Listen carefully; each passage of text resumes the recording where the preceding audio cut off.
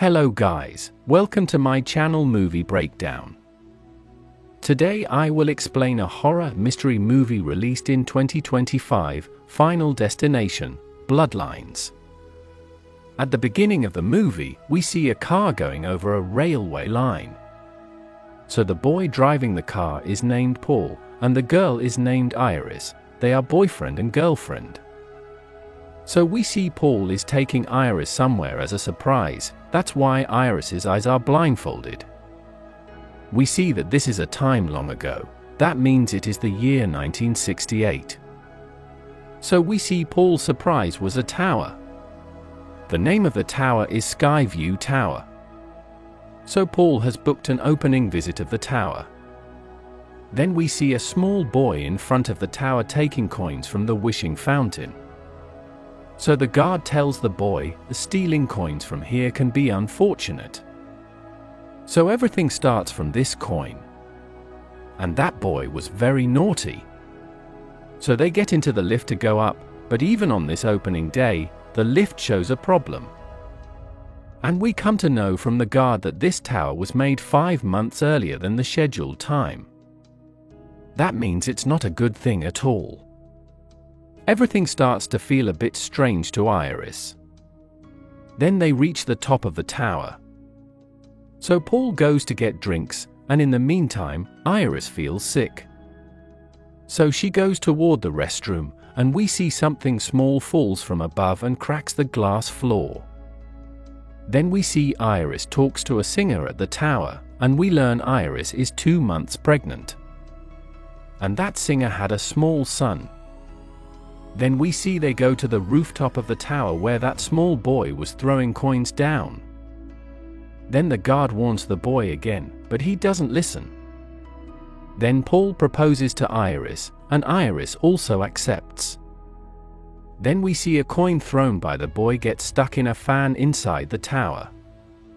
Then Paul and Iris go downstairs and happily start dancing, and we see that floor starts to crack slowly. On the other side, the fan breaks with the coin stuck and causes a gas leak.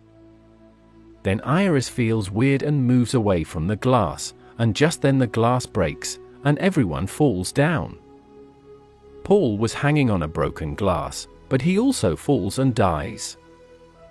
On the other side, everyone runs in fear, and a woman catches fire.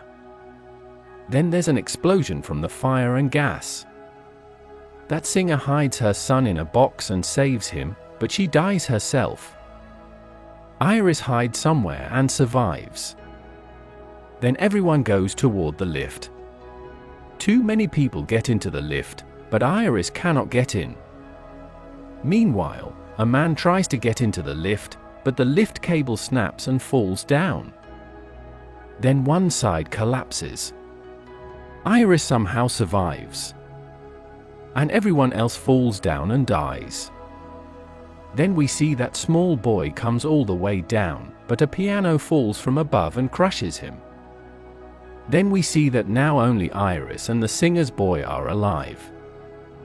Then the entire top floor collapses, and Iris and the boy die. Suddenly the scene shifts to the present, and we see in a class a girl screams and wakes up seeing a vision. The girl's name is Stephanie. Then she sees the same vision again in her sleep and wakes up. Actually, the vision she sees is of her mother's mother, that is, her grandmother's vision. Iris is her grandmother. Then her roommate tells her to go home for a visit. Then she goes home, and we find out when Stephanie was 10 years old, her mother left them. She also has a brother named Charlie. Then they go to their uncle's house to meet their cousins. In the car, Stephanie tells her brother everything, that for the last 2 months she's seeing this vision. She can't sleep at night. Then we see their 3 cousins. 2 boys, one named Eric and the other Bobby. And one girl named Julia. Then she meets her aunt, then her uncle, whose name is Howard. Then she asks her uncle about her grandmother and tells him about her vision. Then we learn Iris is still alive. Iris used to keep her kids locked inside the house after the incident, didn't let anyone go outside. Then Child Protective Services came and rescued them from Iris. Then they made their own family. Still, Iris sent many letters to them. Then Stephanie reads those letters with her aunt's help and goes to meet Iris.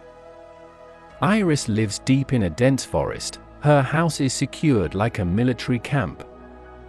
Cameras are set up everywhere. Then Stephanie says she is her granddaughter, then Iris lets her in. Then they talk, and we find out that Iris saw that vision from the rooftop. And she saved everyone. And that tower was closed afterwards. Then she says, if you interfere with Death's work, Death doesn't accept that. Those she saved that day, all died unnaturally later. Iris's husband Paul also died. Then she says she researched death. She knows every unnatural way death can happen, and that's how she's been living all this time. And she made a book from her research. But now Iris has cancer. Then she tells Stephanie, when the universe speaks, pay attention. Meaning, try to sense unusual possibilities around. And says that death will come for her family. But Stephanie doesn't understand anything and starts to leave. But Iris wants to give her the book to save her family. And for that, she comes out from the house she was locked in for 20 years, and Death gets a chance. And she dies an unnatural death. Actually, Iris lived for many years just to save her family, and sacrificed herself. Then everyone goes to her funeral, where we see Stephanie's mother also comes. But Stephanie was angry at her mother, so she walks away. Stephanie goes home and researches using Iris's book. And finds that same coin inside the book. Then we see everyone is arranging a family party. On the other side, Stephanie reads the book and learns about strange possibilities. Then Stephanie goes to that party to warn everyone. And next on the list is Uncle Howard. He dies in a very strange way there. Then Stephanie completes her research using the book. And tells everyone together that. Next on the list are Howard's children, then Stephanie's mother, then Stephanie herself, and then her younger brother. Since Stephanie's father and aunt are not part of this bloodline, they are not at risk. And Howard's elder son Eric is the next target. But in this situation, everyone gets angry at her. Because everyone is upset over Howard's death. No one believes her, and everyone walks away. Then we see Eric works at a tattoo studio. He was also very upset about his father's death. He gets a dad tattoo on his hand. Then we see Death starts its play and traps Eric. And the entire studio catches fire. Then Stephanie and her brother Charlie go out to find Eric, and just then Eric falls in front of their car, meaning Eric doesn't die.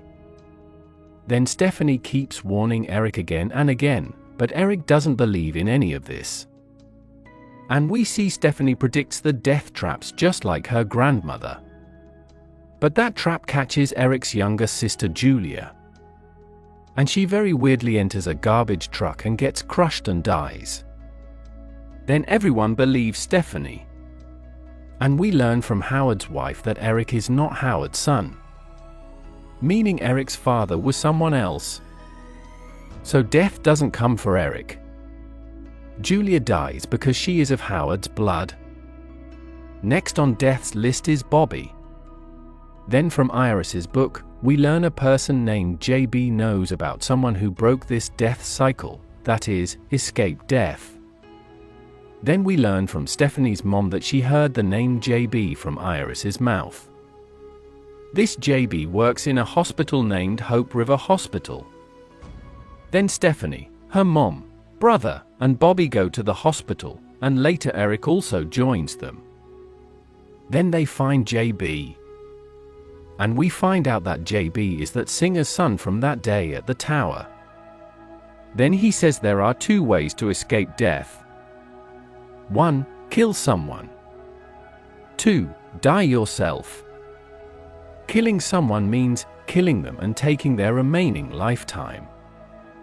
Dying yourself means breaking the death cycle.